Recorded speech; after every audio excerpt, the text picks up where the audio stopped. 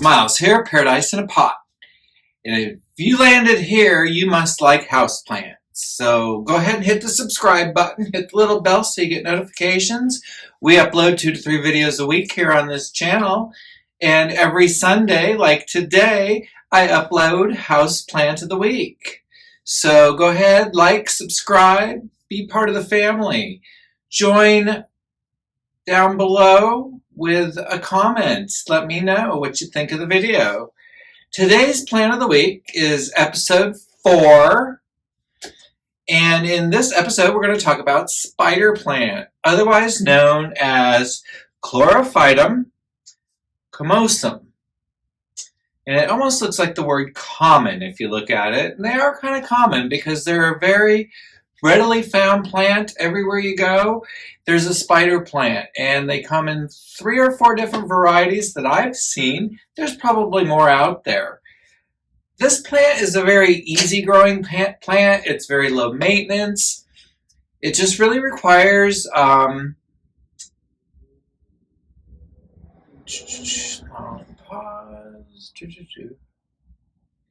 This plant has long grass-like tendrils that are absolute cat magnets. It also has long strappy leaves that can be anywhere from a foot to 3 feet long. I've seen really long ones. They're really easy to care for. You put them in a bright room. They don't like a lot of direct sunlight, but a little sunlight, like I have one that gets like maybe an hour of sunlight every day. That's okay, but not much more than that. You don't want it to really sit in the sun. It's not going to do its best. It has little plantlets that'll send out runners. That'll have little plantlets that'll form on it that you can easily propagate up. And that's part of the fun of the plant. And that's part of why this plant is one that I'll always kind of keep, because it was actually my first house plant I ever got back when I was a kid. So this is the plant that started it all. We'll go ahead and throw in some bee footage so you can see the 2 spiders that I have. And we're also going to be repotting them up, so make sure you stay tuned to the end of the video, because I'm going to be taking, both of them have been in their pots probably for longer than 6 years. So I can imagine how root bound they both must be. And we're going to go ahead and pot them up into something bigger, take a look at the roots, and really get in there and see what's going on. They're both doing okay. One looks like it's kind of crawling out of its pot, and you'll see that in the bee footage. These plants don't require a lot of water. You do need to water them. I think I water mine maybe every 2 weeks. They do have little tubers that they store water in, so you don't want to let them set in water. So if you water them, don't let the water stay in the saucer more than 20 minutes or so. I mean, I understand if you want to let it absorb, but after that, make sure you clear that saucer and let the plant go ahead and drain out, because they don't mind it a little bit on the dry side. Also, I noticed, too, that my plants will need water if they get kind of droopy. Maybe I'll forget about them because I am an underwaterer, so they might get a little droopy, and it's a good indicator. Say, oh, I guess you need some water, don't you? So let's see here. I keep them in a temperature range between 60 and 90 degrees. I know they can go down to almost freezing. And the one spider that I have here, the green one, which I'll put again in the B-roll, that one is one that we picked up on a date. Jacob and I were coming home from the movies, and I knew this store had these little spider plants growing out front, kind of in the wild little garden area they had going on there. And it was really kind of cute. But that night when we came out of the theaters, we could see our breath. And I'm like, oh my gosh, it's so chilly out here. It's going to freeze tonight. It was like September. And I said, let's go by and rescue one of those. Because he had said that he wanted a spider, well, not a spider plant, but he wanted to get into house plants. He had never had a house plant. And he didn't grow up with house plants. So I was like, well, here's a good starter for you. And boy, howdy, I'm going to tell you, that green spider has grown and grown and grown. And I've given away so many little plantlets that have become full, huge plants for other people whom have told me they come and give plants to other people. So that thing, I'm sure, is spread all over Las Vegas by now, because we've been here since 2015, and that plant came with us from Boise. So we've had it since at least 2014. Now, let's see what else about this plant. When I do pot them up, I use a little bit of orchid bark. Maybe a quarter of my mix will be orchid bark or a succulent mix.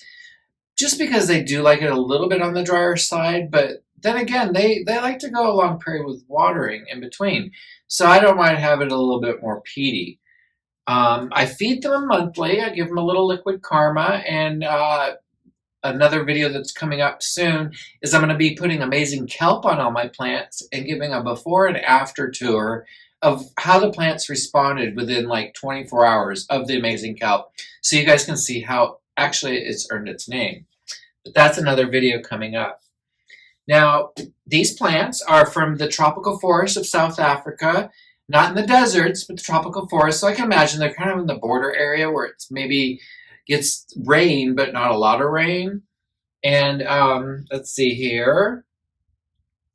One fun fact that you always hear people talk about is this plant's a great air purifier. And yes, NASA did do research on houseplants, and this was one of them that they checked to see if this plant was removing toxins from the atmosphere or if it was adding oxygen to a significant level to the atmosphere. And they did find that these plants, the spider plants, did indeed remove both, let's see, formaldehyde and xylene, or xylene, I'm not sure how you say that for sure. So it does remove those from the air. However, if you want your house to actually be purified of these things by spider plants, you need about 70 of them per 100 square feet. So think about that. I would need 70 times 6. So that's a lot of spider plants. I have a lot of plants, but not spiders. I could get that with that green one, I guess, if I tried, but that's a different challenge for a different day. So anyhow, this plant I give an absolute 5-star rating. I think everybody should have at least one of these in their collection. I understand there are people, though, who, when they see this, they're kind of uneasy by this plant, which I don't say that I understand it, but I accept their discomfort, and that's okay. If you don't like it, you don't like it. It's okay. I'm not mad. Let's see. And then propagation, it's absolutely so simplistic to propagate this plant, and I'm going to show you how. Let's go do that now.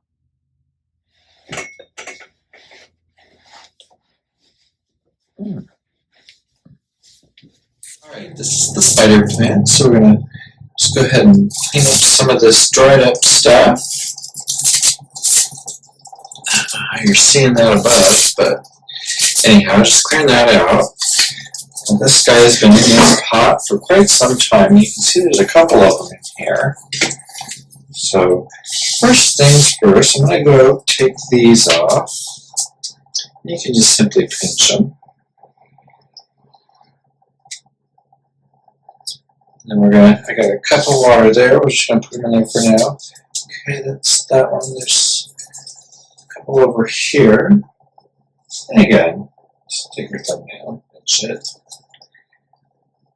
Put some water. And let's a runner for a runner. And again, we'll pinch it off. Put that in water too. Alright, so I'm going to go ahead and just pinch these off at the base, because once they've had their young ones taken off, they're pretty useless. Yeah, there's nothing that's going to develop there. And we have a new one starting here that's not even flowered yet. Can you see those flowers? Those little budlets of flowers.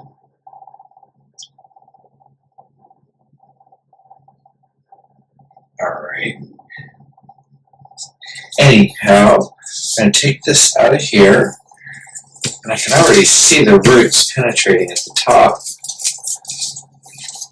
Look at that. Oh, those big potato roots. Wow. That's been in there since 2014. You know, that's the first one we picked up off the ground, right? Or the first couple, I guess. 3. There's 3 of them in here. But look at those potatoes. Look at this. You can tell it's an Idaho plant. So we'll go ahead and try to loosen it up a little bit. But boy, howdy, look at that. No wonder why it's crawling out of this pot. I'm going to try to scrape off some of this old dirt on the top. Yeah, that root ball is super, super tight.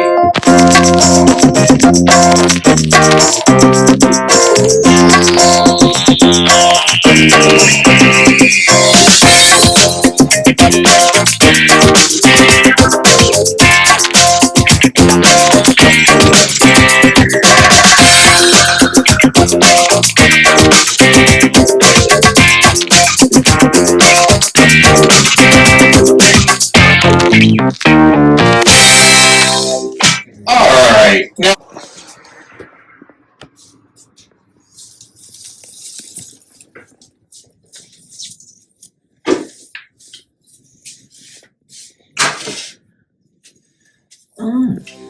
Alright, now we're going to do this spider plant, which again, has probably been in this pot since, I don't know, what do you think, 2015? Yeah. Alright, so it's always fun to get a plant out of the macrame. I just try to pick a side, do it, pick another side, do it. You might tear a leaf, it's okay, they'll grow back, it'll grow new. Just to be gentle, but ta-da, get that right out. Alright, let's take this one and see what kind of roots we have. Oh, this pot's solid. That looks like the direction.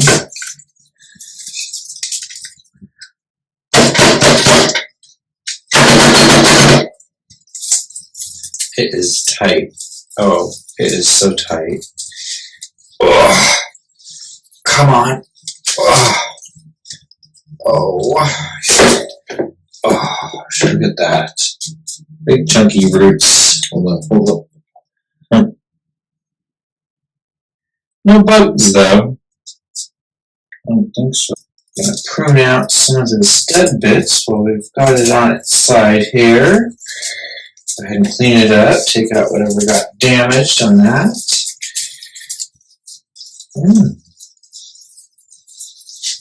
Let's try to massage in this up. See, those roots are a lot easier. You know what? I don't know if I'm going to put that into a smaller pot. Maybe I'll put that, but look at those fat, chunky roots. Like potatoes. I wonder if they're edible. No, I didn't see them being edible. But I'm going to change out the dirt completely. I think I'm just going to put it right back in the same pot. So I'm going to go ahead real quick and wash out that pot. And we're going to throw this dirt away. We'll give it fresh dirt. So I'll be right back.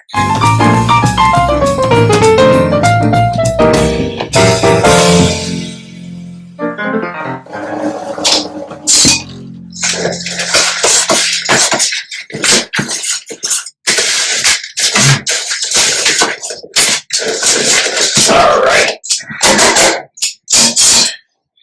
Just go ahead and put the bottom bit of soil in there.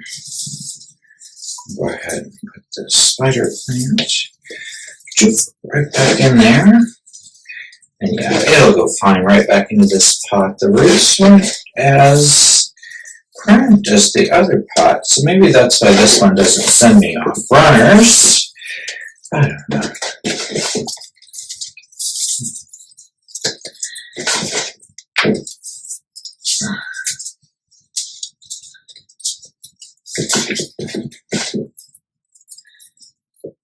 Alright.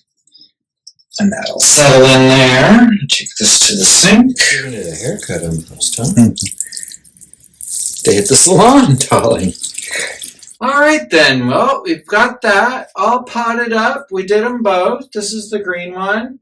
After it's been potted up, and we have our little ones that we're going to go ahead and root up in this water, and I'll give you an update. We'll probably pot the three of these together and make a nice big plant out of them for somebody.